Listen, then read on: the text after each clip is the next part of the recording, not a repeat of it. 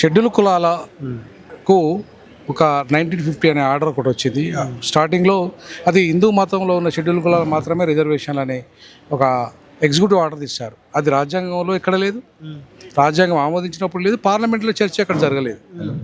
ఇప్పుడు కేంద్ర ప్రభుత్వం దగ్గర అది ఉందని కూడా పెద్దగా ఆధారాలు లేవు. మనటువంటి దాన్ని సుప్రీంకోర్టు, హైకోర్టులో సమర్థించడం, దాన్ని బేస్ చేసుకొని తీర్పులు ఇవ్వడం అనేది రాజ్యాంగ విరుద్ధం. ఎందుకు అంటే రాజ్యాంగము అధికరణ 14, 15, 16లో ఎక్కడా నీకు హిందూ మతం గురించి చర్చ లేదు. అలాగే 341 క్లాజ్ 1లో షెడ్యూల్ కులాల నిర్వచనం ఉంది, అక్కడ లేదు. 366 క్లాజ్ 24లో షెడ్యూల్ కులాలు అంటే ఎవరు అనే దాంట్లో నిర్వచనం ఉంది, అక్కడ లేదు. ఎక్కడా హిందూ మతం అనే పదం లేనప్పుడు ఒక్క 1950 ఎగ్జిక్యూటివ్ ఆర్డర్లో మాత్రమే పెడితే అది రాజ్యాంగ మౌలిక సూత్రానికి, ప్రాథమిక హక్కులకు విరుద్ధం. సో దానికి వ్యతిరేకంగా ఇవాళ ఈ రౌండ్ టేబుల్ సమావేశం ఏదైతే చింతాడ ఆనంద్ కేసులో ఏవైతే తీర్పు ఇచ్చారో, రాజ్యాంగ మౌలిక స్వరూపానికి విరుద్ధంగా కోర్టులు తీర్పు ఇచ్చే అధికారం కోర్టులో కూడా లేదు. సో 1 ఇయర్లోనే హైకోర్టు తీర్పిస్తుంది, సుప్రీంకోర్టు ఇస్తుంది. ఇదే అంశం మీద 33 ఏళ్ళుగా పెండింగ్లో ఉంది కేసు. మాకు ఎస్సీ హోదా ఇవ్వండి అని.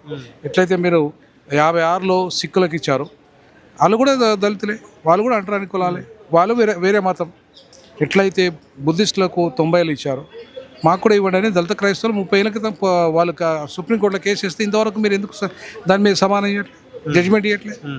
కానీ చింతాడ ఆనంద్కో బీసీసీ సర్టిఫికేట్ రద్దు చేయండి, ఆయన ఎస్సీ ఎస్టీ అట్రాసిటీ వర్తించదని చెప్పేసి 1 సంవత్సరం తీర్పిస్తారు. 30 ఏళ్ళుగా పెండింగ్ పెట్టి ఇంతవరకు తీర్పియ్యారు అంటే అర్థమైంది మీరు.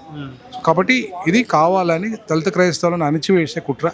ఈ కుట్రను ఛేదించాలంటే మొత్తం దేశవ్యాప్తంగా, ముఖ్యంగా దక్షిణాదిలో, సౌత్ ఇండియాలో ఉన్న దళిత క్రైస్తవులందరినీ ఏకం చేసి చలో ఢిల్లీ ప్రోగ్రాం పెడతాం.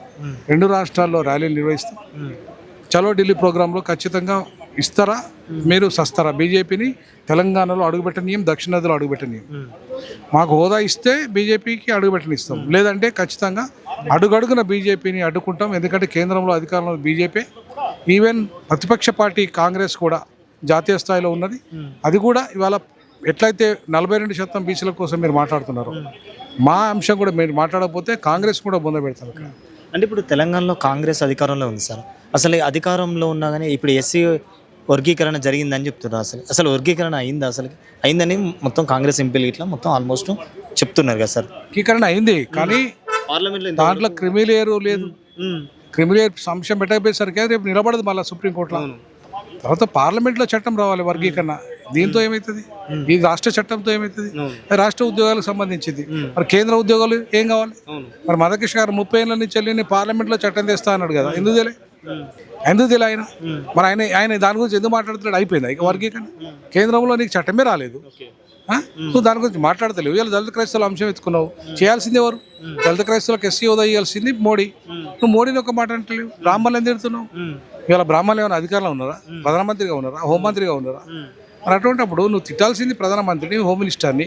నువ్వు తిట్టాల్సింది సుప్రీంకోర్టు జడ్జిమెంట్ని. నువ్వు ఓన్లీ సుప్రీంకోర్టు జడ్జిమెంటే తిడుతున్నావు, బ్రాహ్మణులను తిడుతున్నావు, మోడీని తిడతలేవు, అమిత్ షాని తిడతలేవు. మరి అంటే ఏందనంటే ద్వంద్వ వైఖరి. మోడీ అమిత్ షాని మాత్రం తిట్టకుండా ఉంటే వాళ్ళు ఇస్తారా మనకేమన్నా? ఖచ్చితంగా మోడీ, అమిత్ షా, బీజేపీని పక్కా తిడతాం. మాకు సిక్కులకు ఎట్లయితే ఇచ్చారు, బుద్ధిస్టులకు ఎట్లయితే ఇచ్చారు, దళిత క్రైస్తవులకు, దళిత ముస్లింలకు కూడా మాకు ఎస్సీ హోదా కల్పించి రిజర్వేషన్ కల్పించాల్సిన బాధ్యత ఇలా మోడీ ప్రభుత్వం మీద ఉంది. దానికి సహకరించాల్సిన బాధ్యత కాంగ్రెస్ మీద ఉంది. రేవంత్ రెడ్డి, రాహుల్ ఇద్దరు కూడా ఈ విషయంలో నిర్ణయం తీసుకోకపోతే కాంగ్రెస్ను కూడా బొందబెట్టే కార్యాచరణ భవిష్యత్తులో మేము తీసుకుంటాం.